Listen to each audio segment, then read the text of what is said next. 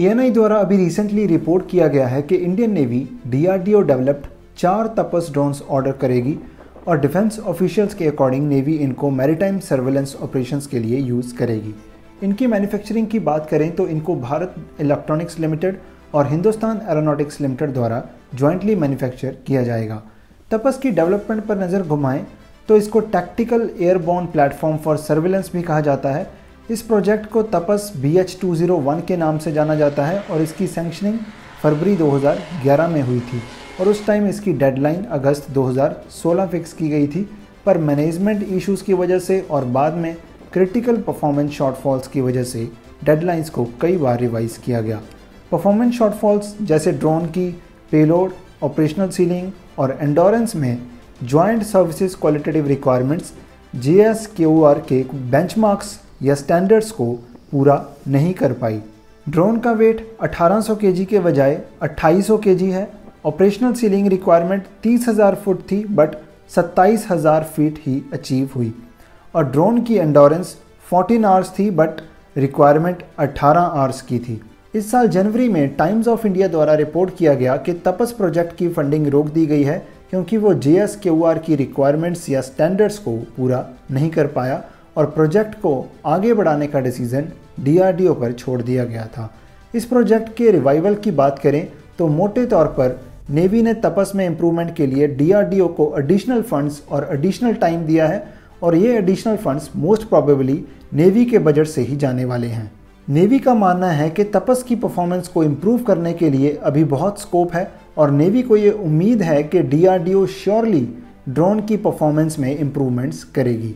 Adani aerospace के according indigenously built दृष्टि 10 drone, जिसको अंडर लाइसेंस प्रोड्यूस किया गया है, एक ऑल कंपोजिट ड्रोन है और तपस के 1800 kg की मैक्सिमम वेट रिक्वायरमेंट से 2800 kg के वेट का जो मेन रीज़न है वो है DRDO की कंपोजिट फ्यूल टैंक्स को बिल्ड करने की इनएबिलिटी और इस इनएबिलिटी की वजह से DRDO को मेटल फ्यूल टैंक्स का यूज़ करना पड़ा, जिससे ड्रोन के वेट में 1000 kg का इंक्रीज हुआ। सो अगर हम अडानी एरोस्पेस की कंपोजिट फ्यूल टैंक्स को बिल्ड करने की कैपेबिलिटी को अज्यूम करके देखें तो तपस अगेन गेम में वापस आ सकता है। कंपोजिट का यूज़ तपस के वेट को रिक्वायर्ड स्टैंडर्ड्स तक लाएगा और वेट कम होने की वजह से 30,000 फुट की ऑपरेशनल रिक्वायरमेंट भी मोस्ट प्रोबेबली पूरी हो सकती है। डीजल इंजन के बजाय सूटेबल टर्बोप्रॉप इंजन के यूज़ से भी ड्रोन की परफॉर्मेंस में इम्प्रूवमेंट्स की जा सकती हैं। देखा जाए तो स्टार्टिंग में DRDO का टर्बोप्रॉप इंजन्स को ही यूज़ करने का प्लान था, बट बाद में DRDO डीजल इंजन पर क्यों शिफ्ट हुई ये अभी तक क्लियर नहीं है, पर यह हो सकता है कि उस टाइम पर टर्बोप्रॉप इंजन की अवेलेबिलिटी ना हो।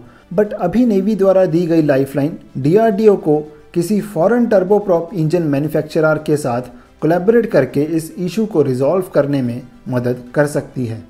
और तपस की परफॉर्मेंस लिमिटेशंस की बात करें तो तपस की परफॉर्मेंस में जो शॉर्टफॉल्स हैं उसमें से कुछ उसके डिज़ाइन की वजह से हैं, जो कि कन्वेंशनल एरियल प्लेटफॉर्म पर बेस्ड है। वर्ल्ड के most successful military UAVs, unmanned aerial vehicles turboprop engine के साथ single engine twin boom design यानी कि SCTB का यूज़ करते हैं, जिसके फ्यूजलेज या धड़ के पीछे एक पुशर प्रोपेलर फिट होता है। ट्विन बूम डिज़ाइन ड्रोन की ओवरऑल एरोडायनेमिक एफिशिएंसी को बढ़ाने के साथ साथ ड्रैग को भी कम करता है, वाइडर फ्यूजलेज फिटिंग सेंसर की सुविधा देता है और बॉडी लिफ्ट जनरेट करता है, जिससे शॉर्टर विंग स्पैन में मदद मिलती है।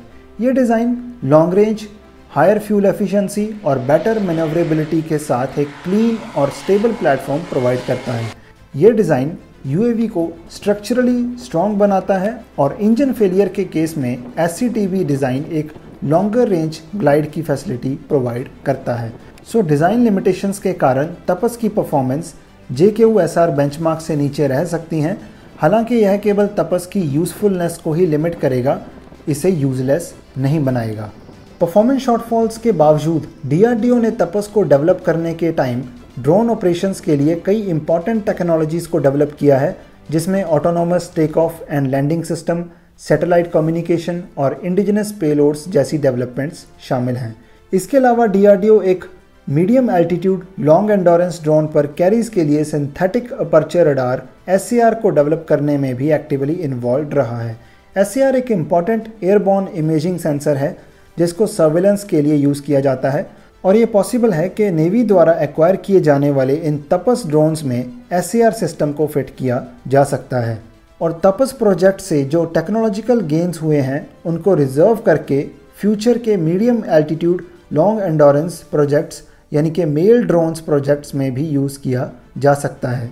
सो मोटे तौर पर इंडियन नेवी ने इस लो रेट इनिशियल प्रोडक्शन ऑर्डर के साथ तपस प्रोजेक्ट को रिवाइव किया है। इंडिजिनस टेक्नोलॉजी और DRDO में कॉन्फिडेंस रीपोज करके नेवी ये इंश्योर कर रही है कि आने वाले टाइम में वो तेज़ी से आत्मनिर्भर होकर और मजबूत होगी।